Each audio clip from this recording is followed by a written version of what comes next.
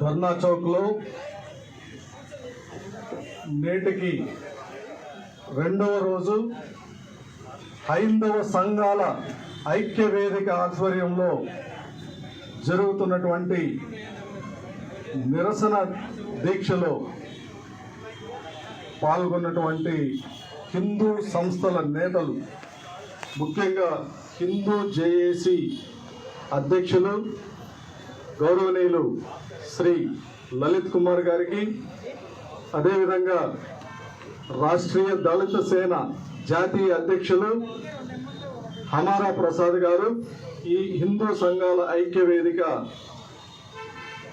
ప్రధాన కార్యదర్శిగా ఉన్నటువంటి హమారా ప్రసాద్ గారు, ఈ కార్యక్రమానికి హాజరైనటువంటి హిందూ సంస్థల ప్రతినిధులందరికీ, ఈ నిరసన కార్యక్రమంలో పాల్గొన్న ప్రతి ప్రతినిధికి పేరు పేరున ధన్యవాదాలు తెలియజేసుకుంటూ, అదేవిధంగా భాగ్యనగరం నుంచి సనాతన ధర్మ ధ్వజం ప్రతినిధులకు కూడా ధన్యవాదాలు తెలియజేసుకుంటూ, ఈ కార్యక్రమానికి ఇచ్చేసినటువంటి విజయవాడ నగర వాసులకు, సహకరిస్తున్న ప్రతి ఒక్కరికి పేరు పేరున ధన్యవాదాలు తెలియజేసుకుంటున్నాం. అయితే ప్రపంచంలో ఉన్నటువంటి ప్రతి హిందువు ఈ ఆంధ్ర రాష్ట్రంలో జరుగుతున్నటువంటి సంఘటనలకు ఆవేదన పడుతున్నాడు. దీనికి కారణం ఆంధ్రప్రదేశ్లో ఉన్నటువంటి హిందూ సంస్థలు, అలాగే తెలుగు రాష్ట్రాల్లో ఉన్నటువంటి స్వామీజీలు, అలాగే దీనికి కారణం మనం ఇతరులను నిందిస్తున్నాం, దీనికి కారణం దేవాలయాలు. వీటి ద్వారా జరగవలసినటువంటి కార్యక్రమాలు ఏవైతే ఉన్నాయో అవి జరగడం లేదు. నేను చిన్నప్పుడు ఒక హరికథ విన్నాను. ఆ హరికథలో ఒక కుక్కను ఒక ధనికుడు చావబాదాడు. చావబాదితే మామూలుగా కుక్కలను చూస్తే కొంతమంది థాయ్ అంటారు, చీదరించుకుంటారు, రాయితో కొడతారు, అది బాబు అనుకుంటూ లేదా మరుపుకుంటూ మూలుగుతూ వెళ్ళిపోతూ ఉంటుంది. అట్లా ఒక కుక్కను ధనికుడు బాగా చావబోతే అది ఆ బాధ భరించలేక మూలుగుతూనే ఉంది. మూలుగుతుంటే దేవుడు ప్రత్యక్షమయ్యాడు. ప్రత్యక్షమై ఆ కుక్కను అడిగాడు, ఏమింత బాధగా మూలుగుతున్నావని. ఆ కుక్క చెప్పింది, ఆ ధనికుడు నన్ను చావబాదాడు అని. అప్పుడు ఆ కుక్కను దేవుడు అడిగాడు, ఇప్పుడు నన్ను ఏం చేయమంటావు అని. ఆ ధనికుడిని దేవాదాయ శాఖ మంత్రిగా చేయండి అని. దేవుడికి వెంటనే దేవుడు సరే ఆ ధనికుడిని వరమిచ్చాడు, దేవాదాయ శాఖ మంత్రి అయ్యాడు. దేవాదాయ శాఖ మంత్రి అయిన వెంటనే అతనికి ప్రమాణ స్వీకారానికి భారీగా ఏనుగులు, గుర్రాలతో ఊరేగింపులు, అతను ఆ ప్రమాణ స్వీకారానికి విచ్చేసి ప్రమాణ స్వీకారం చేశాడు. దేవుడికి అనుమానం వచ్చింది. మళ్ళీ ఆ కుక్కను అడిగాడు, నిన్ను ఇలా చావబోదాడు కదా, ఇతనికి దేవాదాయ శాఖ మంత్రి ఇమ్మని ఎందుకు ఎందుకు కోరుకున్నావని. స్వామి, దేవా, నేను గత జన్మలో దేవాదాయ శాఖ మంత్రిని, నాకు ఈ జన్మలో ఈ గతి పెట్టింది. నాతో పాటు 4 కుక్కలు ఉన్నాయి. ఆ కుక్కలు ఒకడేమో ట్రస్ట్ బోర్డు చైర్మన్, ఇంకొకడేమో ట్రస్ట్ బోర్డు మెంబర్ను అని నేను హరికథలో విన్నాను. అయితే ఈ హరికథ విన్నటువంటి వాళ్ళు ఈ సమాజంలో చాలా తక్కువ మంది ఉన్నారు. ఇవి వేటి ఆధారంగా జరిగేవి? దేవాలయం ఆధారంగా, ఒక దేవాలయం ఆధారంగా విద్యాలయం, ఒక దేవాలయం ఆధారంగా వైద్యాలయం, ఒక దేవాలయం ఆధారంగా గ్రంథాలయం, ఒక దేవాలయం ఆధారంగా క్రీడాలయం, ఆఖరికి దేవాలయం ఆధారంగా న్యాయాలయం. హారతి కర్పూరంతో నువ్వు తప్పు చేశావు, ఇంకొకసారి తప్పు చేయొద్దు. ఆ భయం దేవాలయ కేంద్రంగా, తల్లి ఒడిలో, బడిలో, గుడిలో సంస్కారాలు, విలువలు ఇచ్చినటువంటి ఈ సమాజానికి మూల కేంద్రం దేవాలయం. అటువంటి దేవాలయాలు భ్రష్టు పట్టాయి. దీనికి కారకులు ఎవరో బ్రిటిష్ వాళ్ళు, ముస్లింలు, క్రైస్తవులు ఈ దేవాలయాన్ని భ్రష్టు పట్టించలేదు. దీన్ని భ్రష్టు పట్టించింది ఎవరు? సరిదిద్దుకోవాల్సింది ఎవరు? దేవాలయాల ఆధారంగా జరగవలసినటువంటి హరికథలు ఎక్కడ? బుర్రకథలు ఎక్కడ? దేవాలయాల ఆధారంగా జరగవలసిన సత్య హరిశ్చంద్రుడి నాటకం, మహాత్మా గాంధీని స్ఫూర్తినిచ్చినటువంటి నాటకం సత్య హరిశ్చంద్రుడు. సత్య హరిశ్చంద్రుడి నాటకం చూసినటువంటి మహాత్మా గాంధీ నేను సత్యమే పలకవలను అని చెప్పి ఆ రోజు నుంచి తన చివరి శ్వాస వరకు సత్యం కోసం నిలబడినటువంటి మహాత్మా గాంధీ. ఇవి ఏమైనాయి? దేవాలయాలు ఏమైనాయి? చాతుర్మాస దీక్షల పేరుతో స్వామీజీలు తెలుగు రాష్ట్రాల్లో చేస్తున్నారు. చాతుర్మాస దీక్షలో ఆ మఠ పీఠాల నుంచి కదలడం లేదు.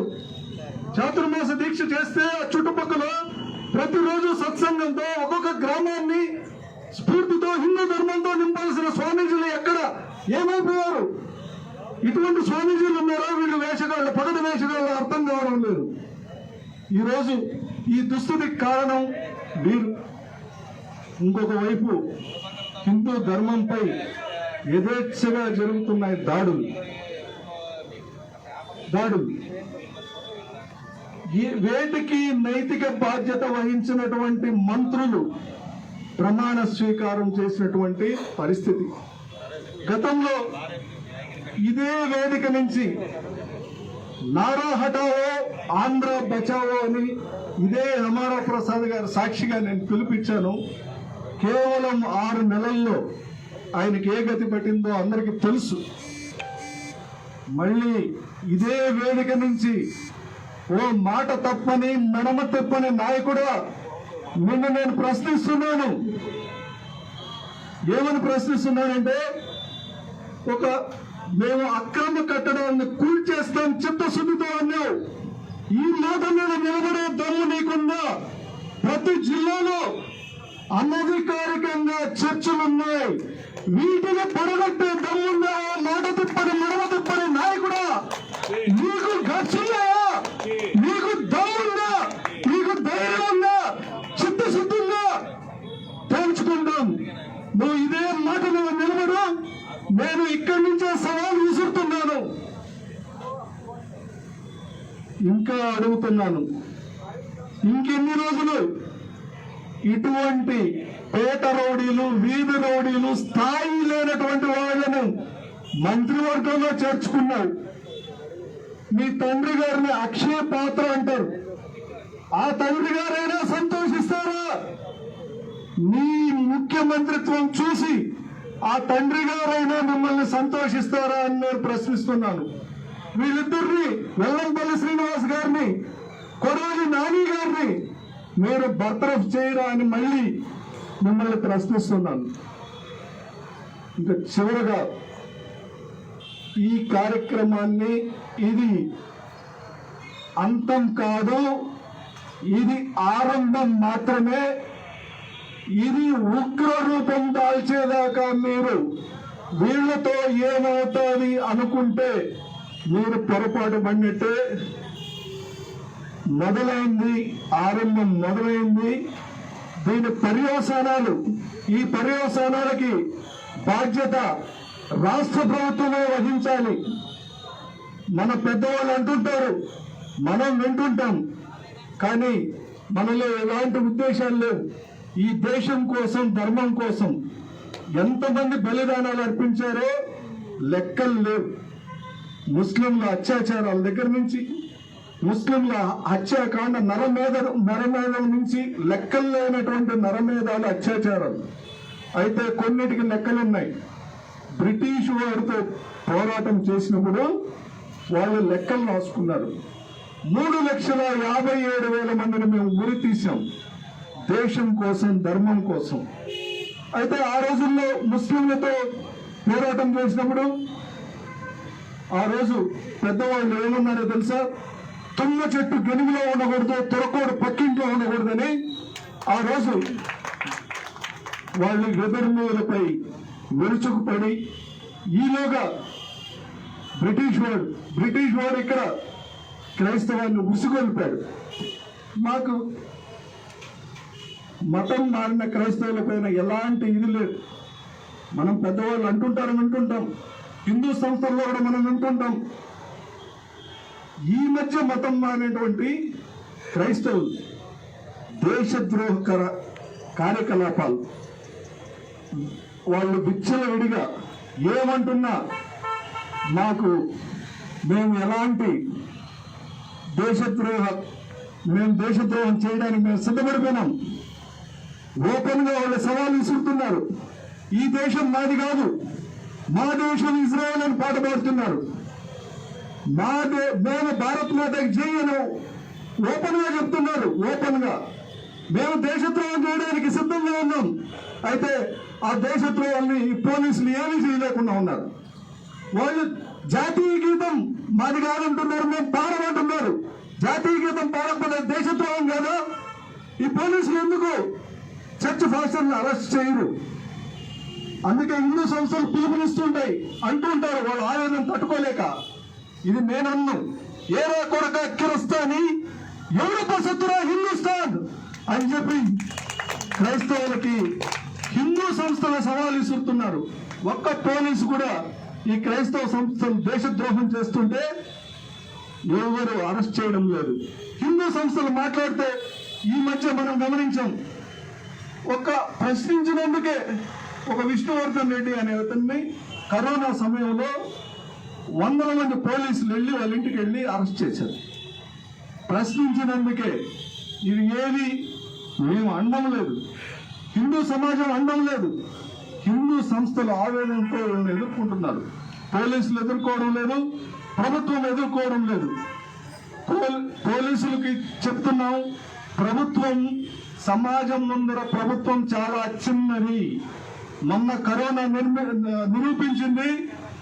తెలంగాణలో సమాజం పన్నులు కట్టకపోతే ఆ ప్రభుత్వం జీతాలు ఇవ్వలేని పరిస్థితి. మన సమాజం పునాదులు బలమైనవి. ప్రభుత్వాలు సమాజాన్ని నిర్మించలేవు. సమాజం కోసం ప్రభుత్వము, పోలీసులు కూడా ప్రజల కోసం. హిందువుల పైనే కరోనా సమయంలో ముస్లింల పైన పోలీసులు దాడి చేసిన సందర్భాలు తక్కువ. హిందువుల పైనే లాఠీ చార్జీలు జరిగాయి. దీన్ని నేను ఖండిస్తున్నాను. నేను ఏకపక్షం కాదు, నేను ఈ సభాముఖంగా పోలీసులకు అప్పీల్ చేస్తున్నాను. మీరు హిందువుల పైన ఎందుకు దాడి చేస్తున్నారు? హిందువులనే ఎందుకు అరెస్ట్ చేస్తున్నారు? మీరు ఈ పద్ధతి మానుకోండి. మీరు హిందువులు కట్టే పన్నులతోనే దేశద్రోహులు మీ కుటుంబాలని, పోలీస్ కుటుంబాలని లేదా సైనిక కుటుంబాలని హత్య చేసేది దేశద్రోహ మతాలు. మేము కాదు, మేము మీకు పన్నులు కట్టి మా ద్వారా మీరు జీతాలు పొందుతున్నారు. ఈ విషయాన్ని మీరు గుర్తుంచుకోండి. ఖబర్దార్ జగన్మోహన్ రెడ్డి గారు, ఖబర్దార్. దీన్ని మీరు తక్కువ చేసి చూసుకున్నారంటే ఆ తర్వాత పర్యవసానాలకి మీరే వహించాలని చెప్పి కోరుకుంటూ నాకు ఈ అవకాశం ఇచ్చినందుకు ధన్యవాదాలు తెలియజేసుకుంటున్నాను.